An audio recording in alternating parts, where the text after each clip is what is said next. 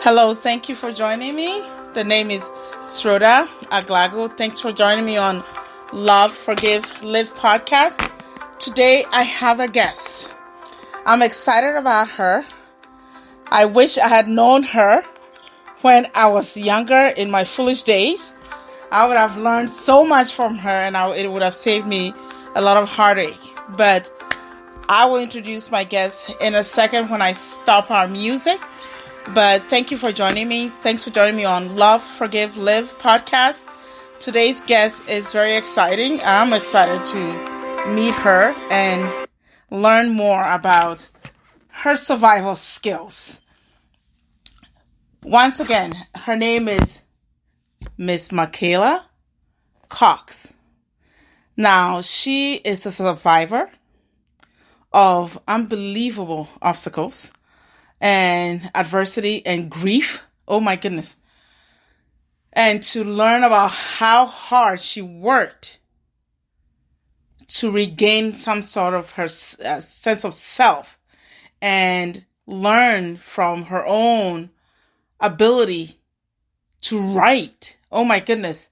I don't know who can go through that kind of difficulty, losing a spouse at such a young age, and knowing that she had children depending on her and she needs to survive.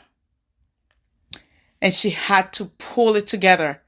I don't know how she did it, but she's going to tell us. And if anyone out there is struggling with their own issues about standing up through the adversity, through the pain and what they're going through, please listen up. There's hope. And Miss Michaela is going to share her story. I was moved by reading and hearing her story. It moved me to tears. And one thing I will tell you, she's not looking for pity. She's a very strong woman, went through amazing things. And with her strength and her wisdom, I believe everybody can learn from her and what she brings to the table. Miss Michaela? Please introduce yourself. Thank you for having me. I am Michaela S. Cox, as you said. I am a multi-published author, and I am a speaker, and I have a story and a message to share. Yes. That I hope to empower and inspire others. Yes, and this is what exactly Love, Forgive, Live podcast is all about. We are all about empowering, inspiring everybody, not just women, but everyone. Because everybody can learn from your experience. Well, we all can learn from everything. Yes. Knowledge is power, and you can get it from anywhere. Yes. Provided you're learning the right things. I love it. Please, first of all, walk us through your journey. Okay. My journey, I'm going to show my age, but that's okay. I was born in Houston, Texas, in 1978. Oh, wow. I'm a Texas girl. I was I live in Louisiana. But I was born totally blind. Oh, my. Completely blind. I couldn't see nothing. And so I came into this world with a disability. Now, I do not know exactly what everybody out there in your audience's background is, but as far as mine is concerned, I'm a woman of faith, and I came from a background of being raised in a Christian household. Yes. And we were strong believers in faith, and prayer, and God, and everything. And so my parents prayed and had lots of people praying for me. And yes. To their church and all that stuff. I come from that background, and at 7 months old for my family and my life's journey, we believe there was a miracle done, because at 7 months old, I was granted my sight. I went from seeing nothing to being able to see. Wow. I am still visually impaired and legally blind. There was no medical explanation as to why I was born blind. It's equally as much as to why I was seeing. Yes. And there was no family history of it. And yes. It's not get it because my children don't have it, thank God. But so it was, and of course, not saying medicine is perfect, but compared to 1978, yes. now we're in the dark ages. So we have no way of knowing where it was coming from, why it wasn't, why it was all of a sudden. Yes. And, how is this possible? Why did it happen and whatnot? And so it was considered a fluke. And for my family and it was considered a miracle that I was seeing when I wasn't supposed to be. Wow. But it is, in fact, I do see. It's just jacked up. I love this story. That's a great testimony. I love this. And then that would be the beginning of my own personal testimony. Mm-hmm. And then, of course, at 5.5, I decided to follow and become a believer myself. And Mm-hmm. that's probably one of the greatest things, if we're going to go down this path for anyone who's, faith-based and spiritual and religious and happen to be with the Christian faith. Mm-hmm. That is why I am still here and why I'm still standing and we're having this conversation. Amen to that. That is why this is happening. It's Yes. because of my faith and my faith alone to Jesus Christ. Yes, So, yes. I hear that. Able to do this, that's the first and foremost. Yes. Period. Yes. Now, I understand not everyone comes from a place of faith, and that's fine. But for me and my life and story, yes. You're not even talking about nothing until you talk about that. Yes, because it is, because our lives are not just, and I say this physical world.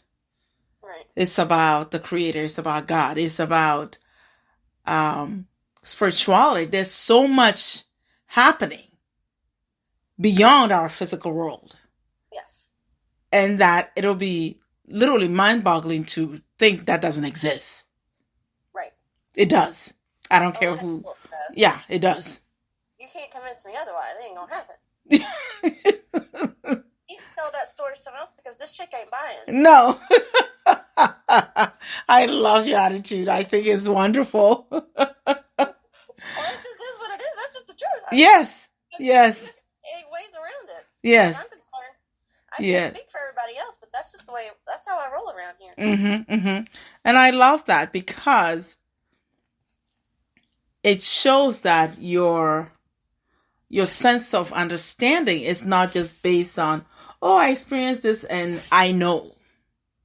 But it's a matter of now you have evidence of where you've been and where things started. Correct. Now, if you want to fast forward, so, okay, the chick that was born in Houston, Texas, so I'm a southern redhead Texas girl. That should tell you something about my spunky personality. And I'm Scorpio, okay? Let's really add to that. Oh, boy, you're feisty. Right? Yeah. And so I think that also had a lot to do with contributing to what I've been able to do and how I've been able to do it, but we'll get to that in a minute. Mm-hmm. So I got through childhood. It didn't come without a lot of adversity and challenges socially, academically, because believe me, it was no secret I was the disabled, legally blind chick. Everybody knew it. Okay? I was always the girl at the front of the classroom with all the different technology and extended. It was no secret. You couldn't hide that if you wanted to. And kids are being what they are, kids, and so it brought on its whole, array of problems. But so I get through high school, do well, I go to college, I earned my BA in sociology, double minor in English and history. Wow. The usual. That alone is a feat. Oh, I'm not done. Oh, love it. But as far as accomplishments, before I do the next D out of the 30, I call this my journey of much tribulation to thriving in all things, and I call it my 38 triple D because we covered the first one, disability, lifelong disability, and I'm fixing to get to the second one. But before I get to the second one, I'll finish the list of things I've done. When I was in New Hampshire living with my husband, I earned my master's and a grad certificate.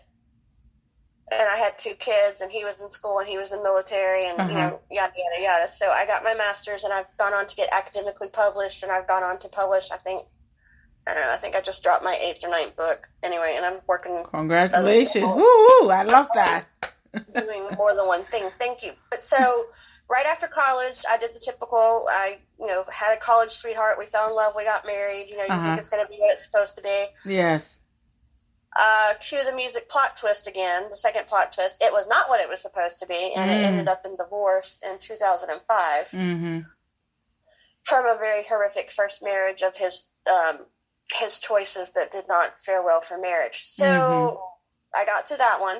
That's the second D, divorce at 26. And then in 05. That's very young. Not long after getting divorced, I met someone else who would end up being my chapter 2, and we'd be together 2 years dating and almost 10 years marriage, so almost a total of 12. And this took us to April of 2017, where the third D comes into play of death of beloved husband at age 38.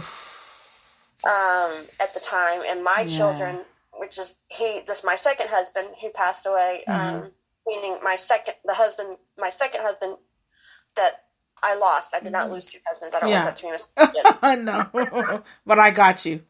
Yeah. The man that I married in 2005 and was with until his death in 2017, our children were not the oldest, but definitely not the youngest either, but they were 6 and 3 at the time. That's hard. And now they're 8 and 11. Yeah. And that was a little over 4.5 years ago. Wow. It's still very recent. Yeah. So those are the 3 Ds in my 38 triple D. And it's not my bra size. It ain't a garment size. It doesn't mean what everyone thinks it might look like it means. It don't mean that. Yes. Not my physical appearance, although y'all can't see it on the Zoom call. But it has to do with living through a journey that took me through a lifelong disability, divorce, and death of a spouse by the age of 38. Yes, that's a lot. A lot. And you haven't even started, you haven't even hit 40 yet, and all this stuff just came crashing in. I am now 40 plus 3, but back then in 2017, I was not you weren't yet. And take me through the mindset at that time when you notice, okay, it seems like these things just domino, and you realize, geez, I'm only 38. I haven't even reached midlife yet, and what else is in store for me? Well, anyone who's walked through grief knows there is no mindset. You're numb, you're on autopilot, and you're basically in shock for the first year. So there is no thought process. Yes. You're just hoping to keep your head above water. Never mind what's going on in that brain of yours. So there is no thought process. But you start to figure it out minute by minute or second by second, breath by breath. And yes, it's very irritating when you're going through it to hear those cliche answers. But the reason why they become cliches is because it's true and it works. Yes. As annoying as that may be at the time when you're hearing them, because of where you're at your journey, and you don't want to hear those what seems to be easy answers, but there's nothing easy about them. No, there's nothing easy about a loss, and especially such a young age, and with young children, and looking to you for answers. Knowing, and let's not forget, I'm still disabled, so yes. There will never be a day in my life or a breath that I don't take that I haven't viewed this world or had to operate in this world through what would be medically considered totally jacked up eyes. Yes, and that's very difficult. And now take me through the first time you decided that, okay, this is what you've been dealt with. And looking at your situation, when did you start thinking, I need to put my bootstrap on? Well, that's a very good question, and it leads me, I started to say early before I explained the whole journey of 38 Triple D, first and foremost in my life is my faith. So from my perspective, that's the first thing in the process is your faith, or my faith.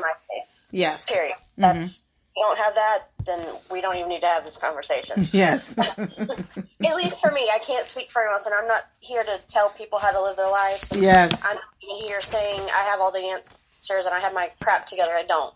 What I can share is what I know and what I've learned and what I've experienced. It doesn't mean I'm perfect. Doesn't mean I'm not flawed or I don't make mistakes or I don't have it all together. But I can share what I've learned because I have experienced a lot and it's taught me a lot. The wise ones learn from it. Yes. The ones that don't learn from it, well, they're probably not the smartest people in the shed. But that's okay. That's fun to sort out.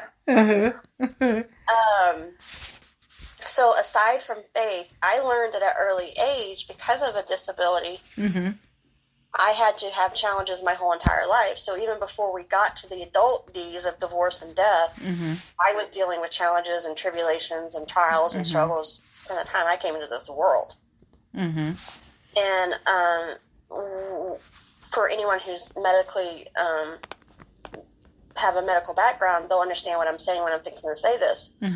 The root, and there's a reason why I'm going to put this out there, the root of my visual problems is something called optic nerve atrophy or atrophy. And it basically means your optic nerve is total crap. Like it doesn't work the way it's supposed to. And then you add astigmatism, the stagmatism, and crappy depth perception and peripheral nearsightedness to the equation, you're really screwed. That's basically what I've got. But so there was supposedly what I was told growing up, there was supposed to be, when you have what I have, optic nerve atrophy, there's supposed to be a lot of other things that come with it. Whether it does or doesn't, I don't know, because I don't have them. And it's not something I've heard too often. I don't go walk around running into too many people that actually have optic nerve atrophy, so I don't know if there is. But in my own life experience, that's the root cause, and that's all I've really had to contend with. So the doctors told my parents, well, this isn't in your family, so we don't know how it's going to affect her. We don't know how it's going to impact her. She may not be able to do this. Don't expect her to do this. Don't let for this, blah, blah, blah.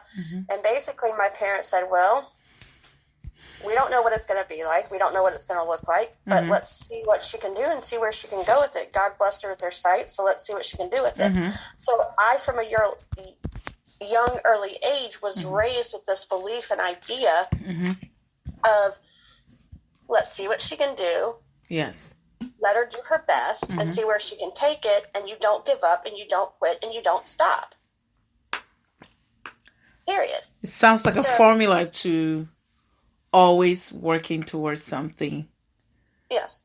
I'm extremely determined. I'm extremely hardworking. I'm extremely strong-willed, tenacious, persistent, and persevere. Some people might argue that might be a pain in the butt, but I don't care.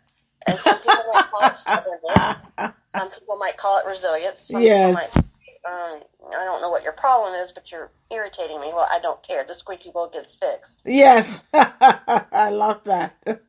Anyway, so I've always had this attitude and this mindset of, I'm going to do what it takes to get it done, and get the job done, and take care of my business, and get the job done, and do what I've got to do. You can sit and hold my beer and sit back and watch, or your can of grape juice, whatever you want to pick. And the odds are, if you tell me no, that's a pretty sure bet that probably means it's going to happen. Yeah, chances are yes, it is going to happen. Because you're not going to tell me no, and if you tell me no, that just gives me all the more reason to push through and show you.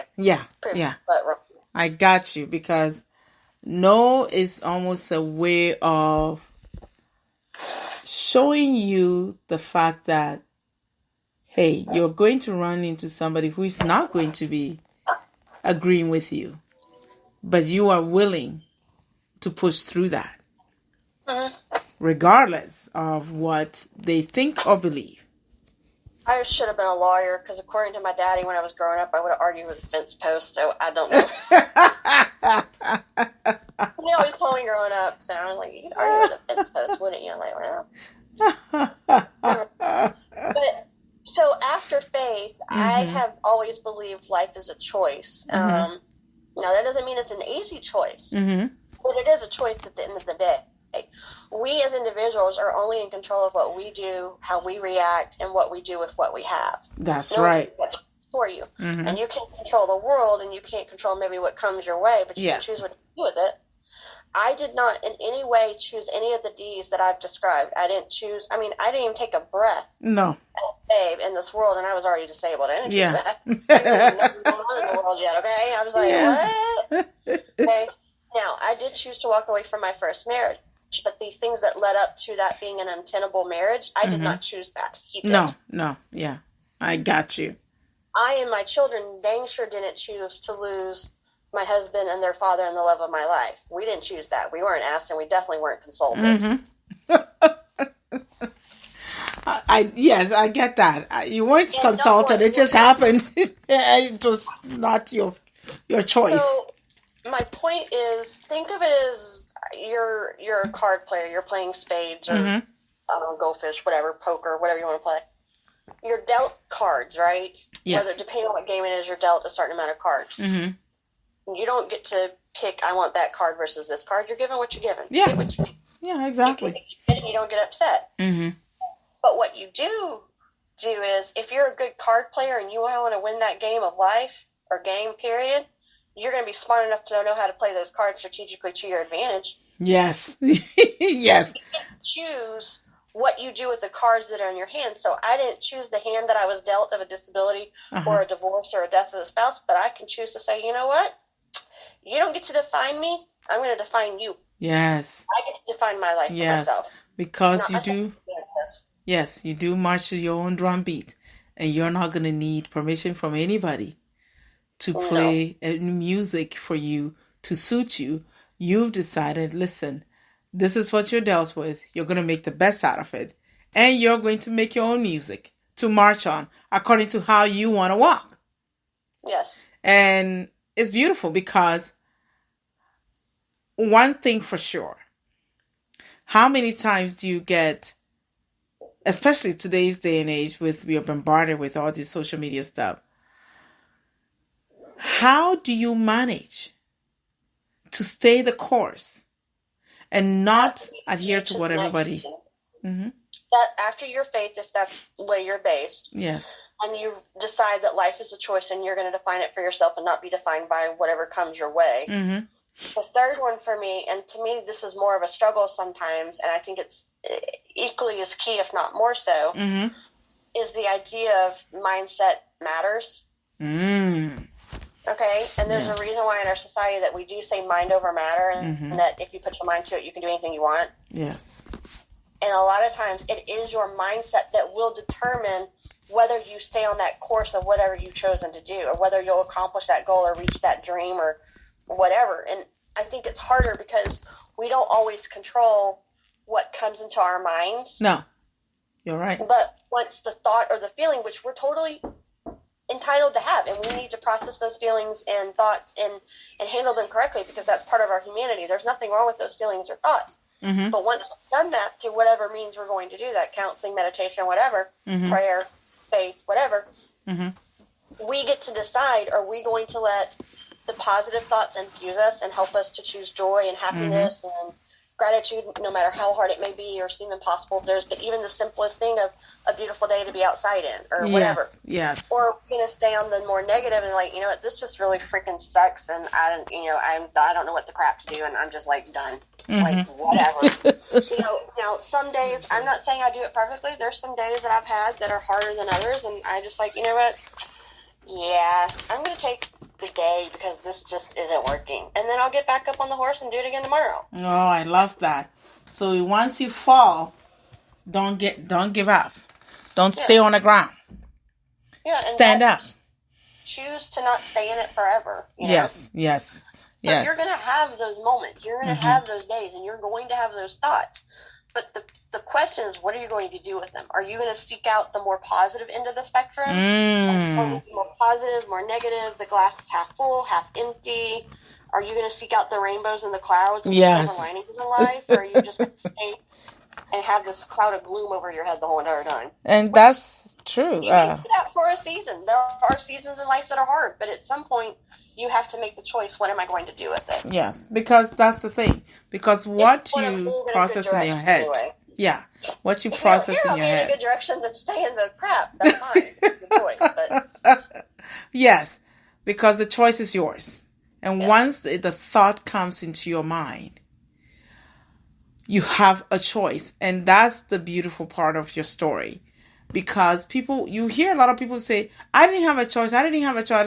Yes, you didn't have a choice as how the situation happened. You didn't ask for it. But once it happens, what are you going to choose to do? And I've always chosen to try and be victorious and not a victim. I don't play the victim card. Yes. I don't make excuses. You either suck it up, buttercup, and crap or get off the pot and figure out what you're going to do. Yeah. Because... your panties or girl panties or whatever you want to call it. That's how you plow through. Because you don't stay. I always say, I have the saying that you didn't have a choice as to how you became a victim, but don't keep the name of victim. You have a choice to choose to become a victor, correct, become victorious, become a survivor, and become a teacher. But do not stay. Yeah. I also like to say you can choose to just survive, or you can choose to try and find a way to thrive out of surviving. Yes. Because the thriving is where the biggest victories are. That's how you discover what you're made out of. Yes. And to recognize whether this was a lesson or not. But meanwhile, everything is a lesson from what I believe. Everything is a lesson. If you're putting your mind to it and you're willing to learn, you can find some type of lesson in everything. Yes. Now, that may be a lesson of what not to do or what to do or let's don't do this again, but it's still a lesson. It doesn't matter. We're not talking about what kind of lesson you get out of it. The fact is you can take something from everything if you're willing to in your mind. Yes. And that's what people get stuck. A lot of people get stuck. A lot of individuals will get stuck on that and they just don't know how to move. So honestly, reading your story and hearing about how far you come and it's still going is astounding because you didn't just have one. You didn't just have two. You had three. And triple D. Oh, yeah. You know, the triple Ds. And these are not little things like, oh, you know, I got laid off my job. Not, you know, some people may say, oh, that's a horrible thing to say. It's a little thing. But, excuse me, but losing a spouse to losing a job, these are different. Completely different thing. But the reason why I think this is an important message, other than it's mine, and I don't want to sound arrogant when I say that, but it's not a question of when. It's not a question of if. It's a question of when. No one gets out of this life unscathed. You're going to go through something. The odds are it's going to be more than one. Hopefully not too many. But you're going through something. It's not if. It's when's it showing up. Like, okay, when's it coming? Yeah. I don't care. It'd be cancer, be illness, be chronic illness, be disease, be disability, be financial crisis, unemployment, whatever. Financial problems, bankruptcy, relationship issues, you know, death of something, whatever, cancer or whatever, fill in the blank of all the trials and tribulations that a lot of us go through. Yes. It's not a question of if you're going to find them. They're going to find you. They will find us. We can't run. So, we're all going to go through it. Yours may be different from mine, and mine may be different from yours. But if we choose in life to be triumphant and victorious and thrivers, then we need to know what it is to take to do that. And so in overcoming and thriving is the same as it is no matter what that mountain is that you're trying to climb. It's just like muscle memory. It's like it works the same in whatever situation that you're overcoming. So the fact that I say if you're faith-based, your faith, and then life is a choice, and then mindset, and then the next two I'm fixing to talk about, those work for anybody no matter what they're overcoming because they'll help in any of them. Yes, absolutely. Now, that's not to say that they're equally hard or less hard or not important. It's just that's what it takes to survive or thrive and overcome no matter what you're trying to overcome. Yes, I agree. I fully agree. I think these are all applicable to all of us because, like I said, we're all going to go through something at some point. Yes. And because we will go through that, take me into the first step. And were you aware that this is a step you're taking to get to a place that you want to be, or were you just doing what you felt you wanted to do before things started showing up? You were like, oh, okay, I see. No, like I said, I had to learn a lot of these things early in life for coping and learning how to function in a world that's for most people normal with visual, because I mean they say you take in your world 90% through your vision. Well, you're totally jacked up, not so much. You figure out how to do it different ways and think outside the box. So I had to equip myself with different things early in life to be able to function in this world and achieve what I wanted to do. So when these other D's came along, like divorce and death, it was like I could fall back on what I'd already learned and just had to keep applying and reuse, kind of like muscle memory. So this is what I'm hearing you say. Based on what you had been through from a young age with your disability, and then with the divorce, when the third D hit, you had built resiliency. Yes.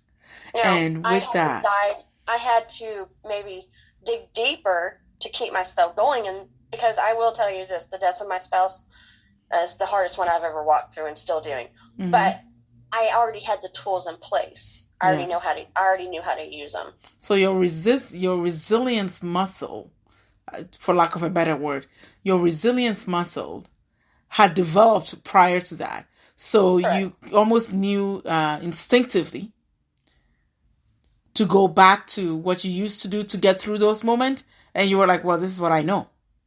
Yes. And so I'm going to apply that. Because, like I said, whether it's a legal blindness or a visual issue, anytime you have a disability and you choose to be an overcomer, you tend to develop those things to get around the disability, especially if you want to be successful and succeed. Yes. With disability, you have to do that in order to do so. Considering I had the disability my whole entire life, well, I've had 42 years of practice, so... It sounds difficult, and it is. I'm not saying it's not. It's just, for me, people look at me like, wow, and I'm like, it's second nature. I'm just doing what I have to do, what I've always done. Which, that's not to say that it's not been a struggle. I don't take that for myself, but it's just who I am. It's what I do, because it's what I always had to do. I love that. And it's funny, because you're not walking around and expecting anybody to come at you with a thought, oh, let me feel sorry for her. You're like, it's just life. I've just been dealing with this.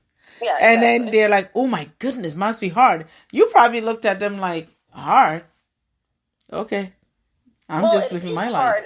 There have been challenging days, and I remember what it's like to go through, but I don't think of it that way because I've done it for so long. But it is hard. I won't discount that. It was, I did my thesis in grad school when my daughter was 3 and my son was 4 months old and not sleeping through the night. And yeah. And that's rough on anybody, no matter, despite having a disability. I remember when I got out of grad school, I literally got 20 to 50 hours back in my work week. Oh. That was taken up by a job. It was taken up by grad school work. Because of the vision, it takes me 10 times longer to do everything than everybody. Yes. So even though I'm really good in academia, I work my butt off, and it takes me forever to do it. Yeah, so it was hard. Yeah, so I'm not saying it's not challenging or difficult. Good. Trust me, I get the struggle. But then I'm just used to it because it's always been a part of my life. It wasn't like, and I'm not knocking anyone who's been through this experience where I lived 20 or 30 years perfectly normal, and then something happened, and I'm like, whoa, wait a minute. What do I do now? No, this is my life from day one. Yes. And which is a totally different journey from someone who had something from the get-go and then, for whatever reason, lost it or it became impaired. Yeah, and it's they have normal. Something to compare to, and I don't. This has been my whole life. Yeah, because you have been practicing since birth. Yeah. And if somebody who it happened to due to an illness or an accident or something, sometimes they do grapple. They do struggle trying to make that change. So give me, if you imagine somebody who is going through that right now and has lost their vision and had their vision before, what would you give them? A word of encouragement would you give them? You have to decide what you want and what kind of life you want to have now. And if you choose to want to be an overcomer and still have the life you've had before, then you're going to have to get some grit about you and be ready to dig in and start looking for resources. And what are some of the resources that you use that helped you that others made you? Related to blindness or related to overcoming? Well, I would say probably related to the blindness, because that's the first thing. And then the tools to overcoming, because the overcoming is the second part once they become accepting the blindness and then recognizing. And I will tell you with full disclosure here, I had an accident 2 years ago and I was visually impaired where I see double. What I'm saying. Yes, I see double and blurry vision. So if I have to see a screen like this, everything is blurry. But sometimes when I'm wearing the glasses, I get exhausted because I feel like I'm behind something. So sometimes I take it off. Yeah. But then my eyes get tired. And I write every day, Monday through Friday, when my kids are in school. I can only write for like 2 or 3 or 4 hours before my eyes are like, you know what? You've lost your dang mind. You're quitting today. You ain't doing nothing else visually. You're going to rest and we'll come back to it. Get over yourself, woman, because we ain't doing no more. Yes. Yes, ma'am. So it's about, I know for me, it was accepting the fact that I couldn't see the way I was seeing. Right. So I have 2 glasses, one for farsightedness and one for, and then even that is a bifocal. Like the bottom has a something. I was doing bifocals and trifocals in second and third grade. See, so that's why I'm asking. Like somebody like me or somebody who had it even worse. How? Because the first thing is the acceptance, and then the next one is how do you cope with that? What is the decision? A lot of things came through the education system. I was always those kids that, I don't know what they call them now, but when I was coming up in the 80s and the 90s, it was called IEPs, individual lesson plans, and all the accommodations and the extended time and, ways of assisting me to get done what I had to get done in school. I had, extra time for testing and homework, and, I would always have to be at preferential seating at the front row. I had additional technology or aids to help me see the chalkboard, depending on what year we're talking about. Starting in 5th grade, I started doing everything on audio. In high school, I had everything on audio tape. In college, they couldn't keep up with the recordings and what the professors wanted. I had readers and scribes. I didn't do Scantrons. I did. I either circled the test or whatever. And for stateside, for people who go to university, we do either the SAT or the ACT, depending on where you're at and where you're applying to. Well, I don't know about the SAT, but I know the ACT in the South is a 4-hour test. Not for me. It's a 12-hour test. I had 12 hours to take that test. So what I would do was, the week I was taking the ACT, I would take 3 to 4 class periods out of my day. I would go sit in my guidance counselor's office. I would listen to one section a day on tape. I would circle the answer, and she would transfer them to the Scantron and then submit the test for me. Whoa. So a 4-hour test became a 10 to 12-hour test. Oh, my goodness. That's a lot. Yeah. And when you were doing that, what were the response from the other kids in the school to you?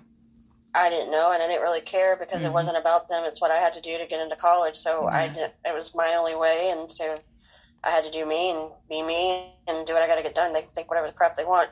And this is where I probably sound a little witchy. I really do. But I don't really That's okay.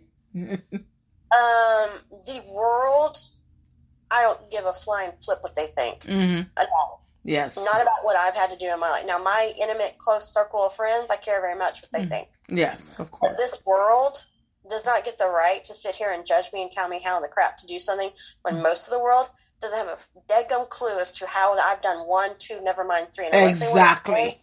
Unless they want to trade and tell me how to figure out better and share their better equipped notes, more power to you. But until that day, don't tell me how to do it unless you want to trade. And if you don't, the door's right there. Exactly. I love it. March your own drum beat and create your path. That might sound witchy, but that's just reality. No, it is a reality. Or tell me how to do something you know nothing about, I don't want to hear it. Yeah, exactly. That's very important. I don't tell people how to do their business. I'm not living what they have to live through. Yes. I don't know more than mine. I love it. And that's what we need, because this podcast. I didn't care what those high school students were thinking. I didn't care. Yeah. None of the Yes. And, and I'll share it with you. It's an easy way of going on a Saturday and taking a 4-hour test and being done with it. Yeah, they have no clue. The drive. And you had a goal. And you were going to do what you needed to do for you to get you to where you needed to go. It didn't matter with everything else. And I'm glad. Difference when anyone else thinks, because they're not doing what I have to do, and I'm not doing what they have to do. And that's what I want, especially our young people who are listening, to take from here, because the struggle they go through and wondering why are they not matching with what everybody's doing, instead of recognizing that where they are is the lane that they're supposed to be in, and they can create their own path through that lane. And Absolutely. Never mind. And one thing, when I was in high school, I used to wonder. Everyone is so strange. When you're in high school or a teenager, you're constantly worried about, that awkward stage. Oh, do I look right? Do I look right? Do I look right? But the thing is, I was the disabled redhead. Okay, I was always awkward to everybody else. And I'm thinking, constant state. I didn't have to wait for adolescence for that one. No, and then and it's like, and one day I talked to my dad, and he's like, "Do you realize every child is thinking the same way you're thinking. Exactly. So why are you guys worried about the other person? Everybody's worried about, I look awkward, I look this, I look this. And it's like, that awkward thing. Together and then nobody's Yes. awkward. And I thought, wow, that's true. We are thinking the same thing. So nobody's actually ready or having time to focus on you. Yep. But we are worried. And that's a rub today. I see young people constantly worried. And then they think, wait, they're the only ones who is going through. Let me tell you, everybody's going through the same thing. Nothing new under the sun either. Yes. It's all been done before. Yes. So I love. It might be a new way of doing it, but it's still the same. It's still the same. And I love the fact that you plow through, and that just gives me so much respect because you had a plan. Whether you knew the plan was going to work or not, you just knew you're just going to have to do. Figure out if it's going to work or not. Well, that's life. I got to do and doing my best, so let's see where it goes. That's all you can do. Yes. There is no. Let's let out a spoiler alert and a little secret. There's no roadmap. Yes. There's no crystal ball. Yes. Sorry, and if you find it, pass my way, but you ain't gonna find it. Mm-hmm. And that's the thing. And sometimes I hear people say that when they were in their 20s, they already had their lives figured out. And I used to think, really, I barely had anything figured out at 40. Right. And I'm 52. Let's put it out there. And I would explain to you, I'm still figuring it out. I don't try to say I know anything because I don't. I'm learning as I go.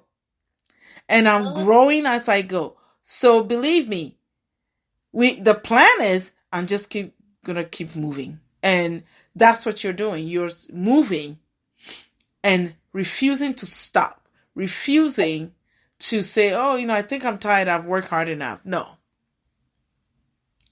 Ain't an option. You're going until it's done. Yes, and yes, and creating a path. Now I'm going to ask, how do your kids watch your grit pushing through? What do they say? Ask me when they're 18 and 21 and not on national TV or in their dirty laundry or hope to God not strung out on something or, pregnant or something. We'll have that conversation in about 10 years. How about that? Yeah. My daughter is just now in the middle school. Oh, dear good. Here we go. So far, we're good. So far, all is, they're good kids and I love them and they're smart and they seem to be trying to figure it out and hopefully I'm not screwing up too bad. So. Now, when did you recognize that, wait a minute, I have my core support system? Because you said, people that are close to you, you have, their opinion matters. So that means to me, what I'm hearing is you have a good support system. So that support system. Tribe of friends that I rely on a lot. That's between counseling and my tribe of friends and my faith has probably been my 3 saving graces over the last years. Did you hear that, young people? It's not about having 100 friends. It's about the few. A few really good ones that are your ride or die. Yes. And have it that when the crap hits the fan, they're like, oh, I don't know. Yeah, a lot of young ones would say, they need to have a lot of friends because they're not popular in school, and it's so strange. Even though what we value at adolescence is important because it helps our development, but let me give you another little spoiler. When you're 18 in college, no one gives a crap. It's no one cares. It don't matter. Because guess what? Everybody is moving towards something in college.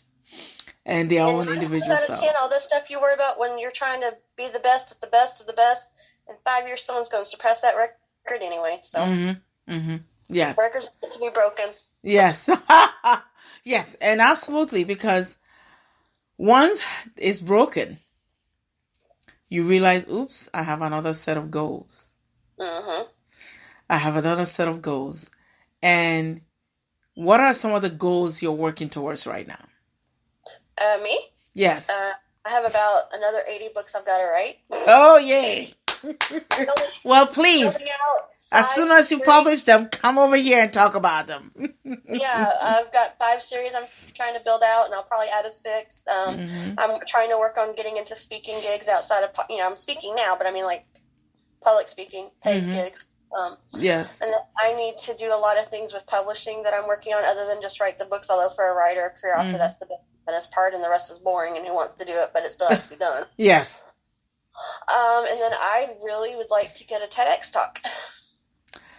That's a good one. TEDx is... I may try and get into coaching at some point, but that'll be probably a little bit down the road once I free up my plate. But if y'all haven't figured out by now, I'm an overachiever, and I'm always doing more than one thing. So I think I'm lying to myself saying, oh, when you finally free up your plate. No, that just means I'm going to have more space to put more crap back in it. You will fill it up. But I'll be looking forward to the Tech Talk. I think Tech Talk needs you.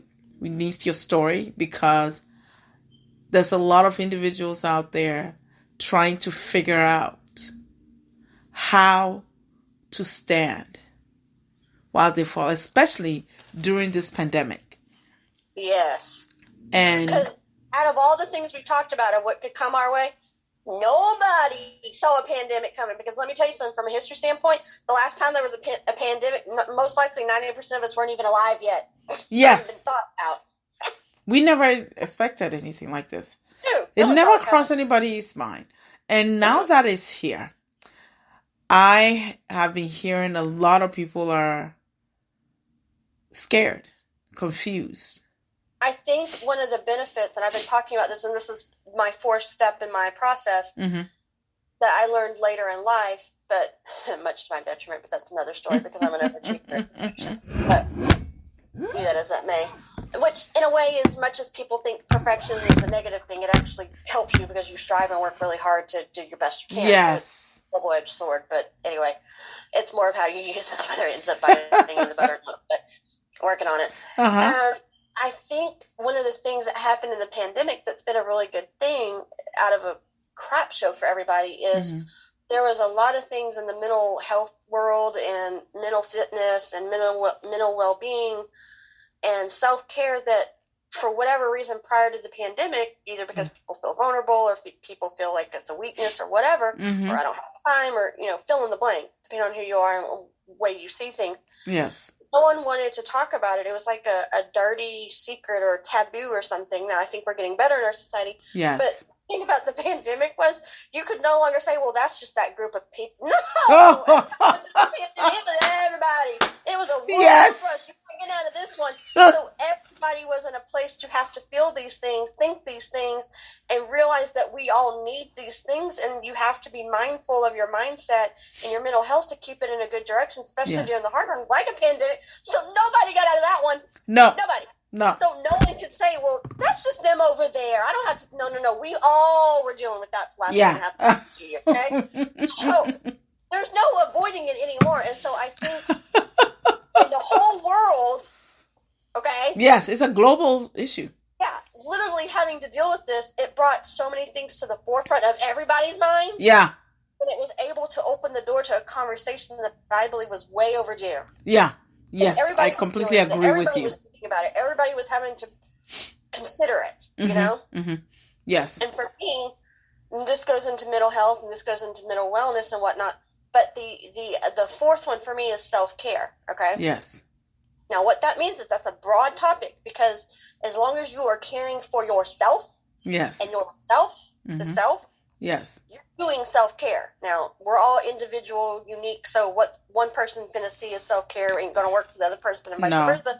Quite honestly, as a woman, or as any individual, the different phases we go through life with the different things that phase brings, we may want different types of self-care. Okay, I'm sure there's mamas in the audience, and I'm sure I could get an amen on this. When my kids were newborns and 3-year-olds, I'm like, oh, dear God, can you please go away?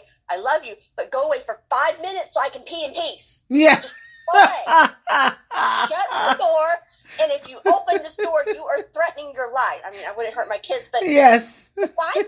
Let me bathe. Let me brush my teeth in peace. Okay? Yeah. Go away. I'll visit with you in a minute. I am with you on that. Gotten older and they're in school, I get a lot of alone time, so I don't need that so much. What I want for self-care for me is I want time with my girlfriends on the weekend, okay? I want to go out for Mexican food and chips and salsa, or maybe a margarita, whatever. Yes. So your needs of self-care and how you get it tend to evolve what's going on in your life. Yes. And personally, I'm going to do confession.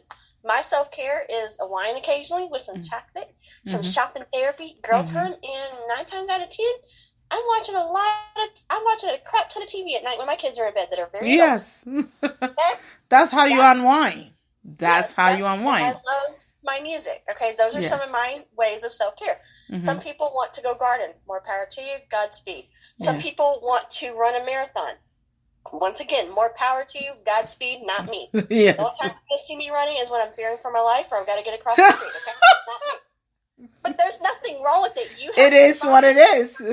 Of self-care that refills your cup. Yes. That makes you feel refueled, rejuvenated, and re-energized, okay? Yes. Mine happens to be what mine are. I like to journal. I like to meditate. Prayer, girl time, whatever. You may want to go, I don't know, whatever. Spa. I'll add spa to the list, too. Yes. But that may not do it for everyone. And what does it for me doesn't do it for them. And what theirs does for them doesn't do it. But I'm still making the commitment to taking, now I'm not saying go take a hiatus for 6 months and abandon your responsibility. No, that's a lot. You can find a way to get your individual self-care that you need when you need it. Yes, and because it's important. I enjoy naps. I admit I like naps, but Me too. Yes. I love my naps. Sometimes I'll set my alarm for 10, 20 minutes and I'm gone. Yeah. And it's the best nap. I wake up and I'm like, I can be more productive that way. My niece was asking me, Auntie, why do you take naps? And I was like, oh, you need naps. And she's like, I hate naps. And I was like, just wait till someday you come and tell me, Auntie, I get tired in the afternoon. I wish I could get naps. And she's like, oh, no, I'm never going to say that. And I was like, let's talk when you get older. I'm going to record this conversation. I'm going to hit play. Okay. Talk to you in 10 years. Yes. I love naps and going out for walks. And I go for walks in the woods. And then when I'm walking and I'm watching the leaves, so like I was telling my brother this afternoon, I went for my walk and in the middle of the forest, this little short path, there's this middle, I don't know how but there are trees here and trees there, and this path, it seems like just a circle. And then in the opening, you see the sun just bearing down. But then I realized that same little spot, the leaves were falling. I'm like, in all the whole forest I'm walking through, leaves are not falling. But that spot. And I was like, I like the energy there. I love it so much. And I walked in there and just opened my arms wide, closed my eyes, and felt the sun on my face and my hair. That was amazing. And then the leaves just kept falling and falling. And I stayed there for probably maybe a minute with my eyes closed. And I felt good. So I was like, I like this. This is beautiful. I went away, came back to the same spot again. The leaves were still falling and the sun is blazing down. And I did the same thing again.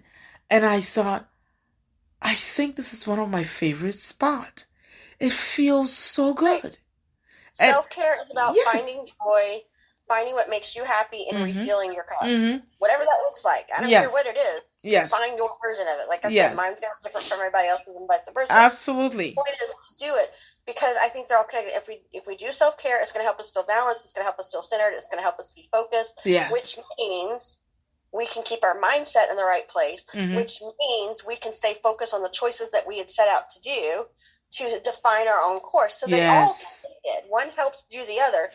And I wish I had done self-care a lot better when I was younger. But like I said, I'm an overachiever. And I did the thing of I don't have time. I'm a mom of 2 young kids. My husband's in school. I'm in school. I'm disabled. And he's in military. And, if I'm not doing housework, I'm doing homework. And if I'm not doing homework, I'm doing housework. And if I'm not doing that, I'm trying to do family time. And I would have to be like, oh, my God, like for 5 years. So yeah, it never ends. Yeah. So, and that was also, adjusting to, like I said, I had my daughter and then we had our son while I was in grad school. So, a lot of work. I thought it was a good idea to start grad school when my daughter was 8 months old, but I lived to tell. So, whatever.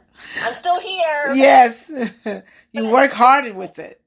And it took the journey of grief, and that I've probably done more self-care over the last 4.5 years than I've done in my life. And I will tell you this, a secret about self-care. I promise you, that pile of laundry and dirty dishes, unfortunately, there is no fairy godmother one and ain't going nowhere. It will still be here after you wake up from your 2-hour nap or your 30-minute walk. It is not going nowhere. There is no fairy dust to make it go poof. So it will wait. I promise you, it will wait very happily on you to come back and attend to. Yes. So I've learned the difference between keeping my head above water and drowning and just surviving and being able to be what I need to be for myself and the better version for my kids. You know what? Yeah. I love that. I'm going to take that bath. I'm going to go take that nap. I'm going to go out with my girlfriends, and I am not ashamed. This goes into the 5th one. I'm going to have that counseling session, and I believe very much. People say when mama happy, everybody happy. No. The truth of that expression is when mama's sane, everybody's sane. Absolutely. So I agree. Okay? I agree. And now, that's... might equate to happiness. Yes. I'll pay for that sanity. Yes, and that's the best part, because mental health is not shameful. Mental health is not something we have to hide. Like you said, this pandemic has exposed it. Yes, I think and brought up the stuff we kept hiding. Issues. Yes, everybody. Anymore. And I will tell you, there's nothing wrong with it. Especially, others may say, oh, well, you're in a profession. That's what you do for a living. But here's the thing. Mental health is very crucial to your life because it affects everything, especially your physical health. Exactly. And your relationships and everything. So we have... the mind that's going to affect the body, and the body's going to eventually affect the mind. Yes. We have ignored so much of our mental health and pushed it away and acted like it's not there. And when the pandemic happened, it exposed it. Now it's like in your face. You have to face it. In your face. We can't run. We can't hide it anymore.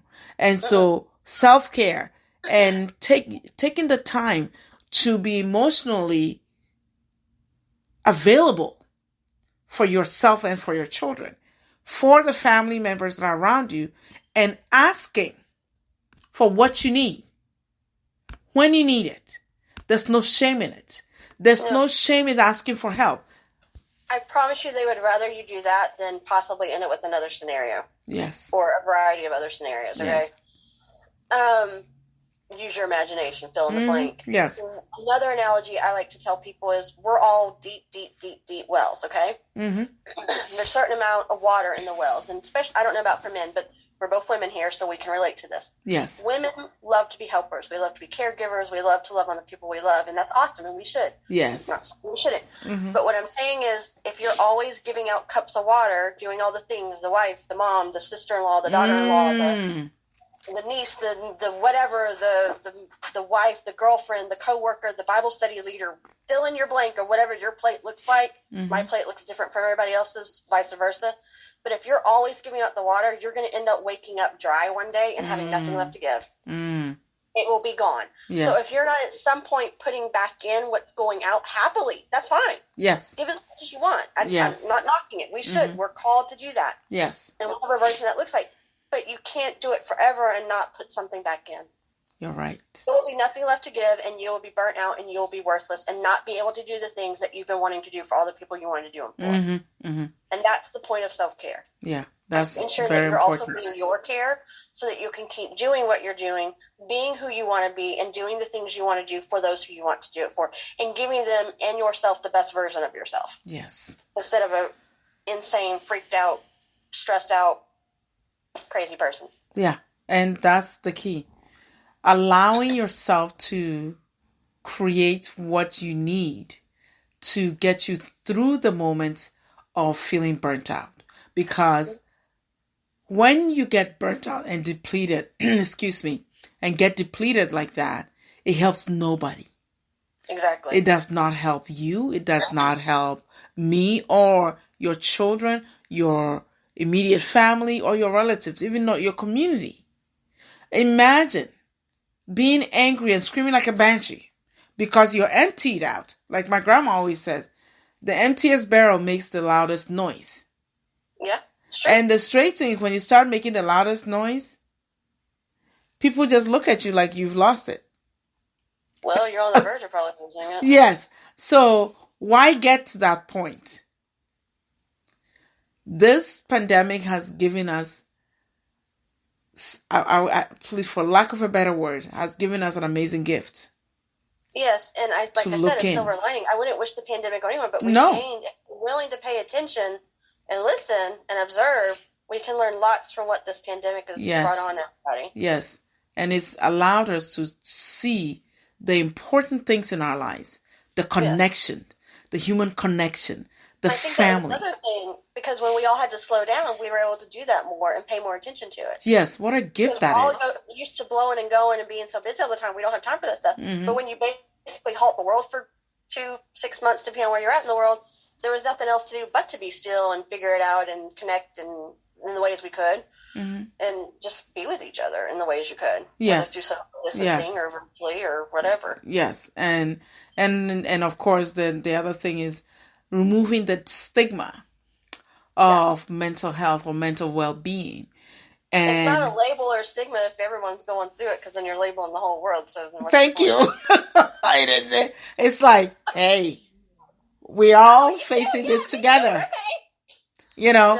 So now it's not. And then knowing that we can now communicate what we are needing is changing the way we dialogue with one another. And what an amazing effect is teaching children.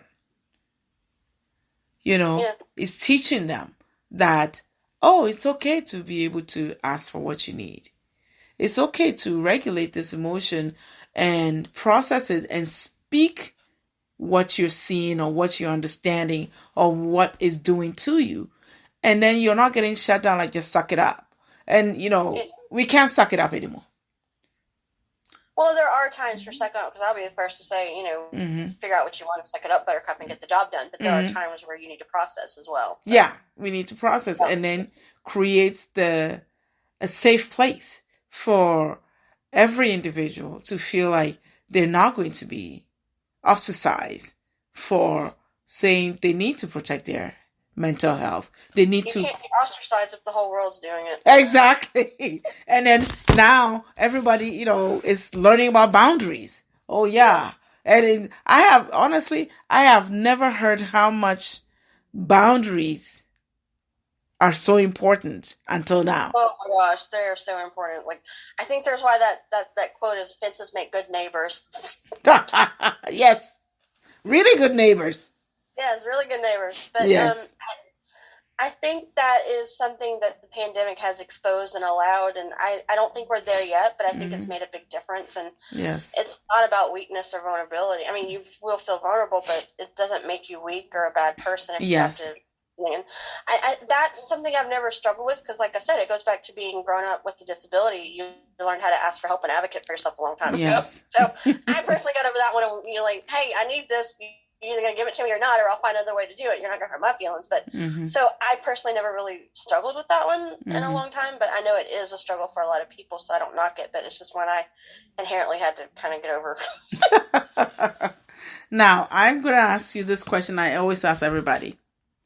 I would like to say one thing before you do that. The last part of this equation, which we've kind of touched on, sometimes in order to get the self-care and to be able to maintain your mental health and wellness and your mindset requires getting resources. Now, that could be financial resources, that could be resources for a disability, that could be resources for your marriage, that could be resources for parenting, that could be vocational or occupational or professional resources, educational, I don't care. But the point is, usually we all are going to get stuck at some point, and if we're trying to fix problems, we're going to need a resource. For me, I'll tell you right now, I got no problem being in counseling. I tell my counselor all the time, thank God it's counseling. I don't live paycheck to paycheck. I live counseling sessions. Okay? A good day when I have counseling and I get my house clean, okay? Yes. I have no problem saying it, okay? I'm proud of it. But, so that's the fifth piece of it for me, is sometimes it requires resources, and getting those resources can help you get the self-care you need. Yes. That helps your mindset stay in track, which helps you achieve your choices that you wanted to define your life for. So yes. That is my process. Face first. Life is a choice. Be willing to define it for yourself, not be defined by your circumstances. Your mindset is key. Self-care is key. And if it requires getting resources, then go get them. Yes, I love that. Thank you so much. I think that's just beautiful. And it's exactly what we need. And it's a great formula for people to follow and know that they can stay grounded, because it brings you back to the core of not running, but looking at what needs to be done and then grow from it. I love that. My next question, or which is usually the last question I ask, is based on what you know now and what you've learned now, and you met your younger self, what advice would you give your younger self? As a young mom, I would say go take that dang bath and give yourself a break. But, hey, that's a different story. It's scary, but I'm kidding. But I wish I had done more of that when I was younger. But like I said, I was going in 5 different directions and being a perfectionist and overachiever and didn't think I had time. Mm-hmm. But I learned. We learn, right? Yes. What I would say to myself and anyone really is this, and I guess call it a call to action or whatever you want, but life is a journey. Life is a choice. Be willing to define it for yourself and not be defined by your circumstances, because you get one shot at this. Yes. So travel your journey well and learn to thrive. Yes. Thank you. I love that. Beautifully said. Now, please let us know how we can get in touch with you. I want my audience to know as to how to get in touch with you. Share your website. Share where we can find your titles of your book. If you have pictures, please show us. The actual books? Yes. Okay, I do have those somewhere. They're floating around here somewhere because I usually have them out because I've been working on them. I put them up. But all of my books are on Amazon. Okay. And I have a website. It's called myheartfeltmeditations.com. Mm-hmm. And I do have most of my books right here. Let's see which one. Where's the... Okay. This one right here is Now I See. Yes. And this is the book that dropped in June that literally walks you through everything we're talking about. Mm-hmm. It starts out with the miracle story of me being granted my sight, what it was like to grow up with a disability, to go through that horrific first marriage and divorce, and then finding the love of my life, John, and what it was to him to pass away, and then what I've learned since then. So this is the book that literally walks everyone through my life's journey, literally. Mm-hmm. I have a motherhood series. I have 2 books out in it, and the other one, the newest one, just dropped in October. Mm-hmm. Yeah. And this is the first one in that series. And this is the companion book that goes so with the it. Title, what's the title of the mothers? The motherhood series is Take a Sip, Take a Breath, and Go. Take a sip, take a breath, and go. Yes. And I have a second one in that series that just came out. That's in a box because I just got the author copies. Mm-hmm. I'll show you that one. Okay. It's this one right here. Okay. It's the one in that Ready, series. set, go. No, it's take a double shot, take 2 breaths, and ready, set, go. Continuing the journey through motherhood. It was about when I had 2 kids. Okay. Love it. And then the other ones, I did one on my faith and religion, which is this one right here. Mm-hmm. It's called Scripture, Spirituality in Our Culture Today. Yes. And, I did one. It's not a children's book, but I wrote it for my kids. Mm-hmm. It's called Before the Clock Strikes Midnight, and it's things of truth and wisdom that I want to pass on to them, that I want them to have for their journey as they grow up and go out into the world trying to travel their own journey. Mm-hmm. And then this is probably not everyone's favorite subject, but I'm weird. That's okay. I actually like politics, go figure. It's being unique. This isn't about who's right or who's wrong, but this is about what America's supposed to be as a country. Mm-hmm. I think people need to be informed and educated, and then they can figure out what to do with the rules. Yes. So this is called We the People Are, Defining and Exploring a People, a Nation, or a Society and a Nation. Yes. And then I did another little book. It wasn't really anything. It was just because I'm a beach lover. It's called Beach Life. Love it. Boy, you have been busy. I should call you the busy bee. Another book out in December, which is the third book in motherhood, and then I have to do a bunch of companion books and combo books. But then next year, since I've established all 5 series now, and hopefully a 6th down the road, is just now building them out with sequels. Like in January or in February, I hope to have book 2 in the Faith series out. In April, I hope to have the 2nd book out in the Now I See series. In August, I hope to have the 2nd book in the Before the Clock Strikes Midnight series. In September, the 4th book in the Motherhood series. And then in politics, it would be the 2nd book next year. So. Wonderful. I love it. One thing I want you to know, as busy as you are, I appreciate you taking the time to talk to us. And also, I'm honored that you would have me. Oh, thank you. And it's an honor to have you because you're an inspiration and an amazing speaker. And I appreciate your wisdom and knowledge and your learning, what you're learning and sharing that with us. But also let us know how to get in touch with you or anyone listening if they want to get in touch with you. Like I said, I'm on social media, Facebook, Instagram, but on my website, there's a contact page and there's my email and my phone number, my contact information. But a lot of all of the things we're talking about, if you go to myheartfeltmeditations.com, you can see all that stuff. Okay, perfect. myheartfeltmeditation.com. You can see all the books. You can see all the contact information. Contact her. Those who are looking for as someone to come and speak for any engagement, please reach out to her. On you'll see at the top of the website that I just gave you, you'll see like a books page about the author page, a media and podcast and speaking page, all the things. So yes, you can get to it. Yes. I appreciate you coming to see us and talk to us. Please, the next books that you publish, let us know. And we will be happy to have you here. Talk about your book, share the journey of finishing it, getting it together, and then letting us know what someone out there who wants to do what you're doing and wish they could do so, but don't even know where to start. Well, if you're talking about speaking and or publishing and being an author, I do have quite a few resources for both of those that I have no problem sharing as well. Okay, on the website. Okay, they will definitely, please, if you're listening, those of you who are listening, go ahead, go to myheartfeltmeditation.com. You'll be able to get Miss Michaela's information, Michaela Cox, and you'll be able to get her information, her contact information. If you need to know, oh my goodness, I don't know what to do. I've got all kinds of children's stories. I've got a book I wrote 10 years ago, or I'm writing something now. I don't know what to do. You can contact her. She'll be able to tell you what information she has. And if there's, because she's planning to get into coaching, what is the coaching that she might do? Who knows? This might be an avenue for people to reach out to her for coaching and growing and learning something from her to allow them to open up their own doors of creativity and growth.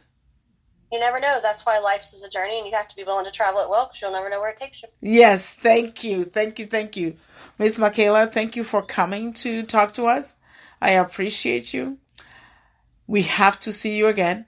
And best of luck and bless you. To have the opportunity to speak to your audience. Thank you. Thank you. And those of you who are listening, please go on to the website. And if you need any questions or information, find out from Miss Michaela and she'll be able to direct you. If anybody wants to know more, you can also contact me on loveforgivelive@gmail.com, and it's spelled LUV, the number 4, give, GIVE, live, LIVE, @gmail.com. My name is Sorda Aglago. Thank you for joining us on Love, Forgive, Live. I look forward to talking to you again next week. Thank you, Miss Michaela. Bye-bye. It's been a pleasure talking to you. Same here. Thanks. Bye-bye. Oh, let's see. Where's go? Let's go.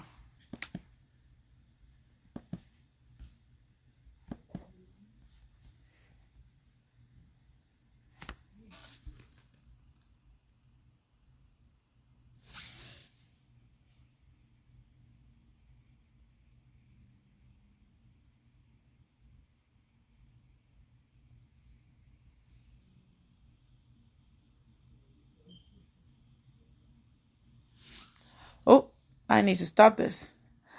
I'm sorry, people. I was thinking about, I thought I had already closed out, but I didn't.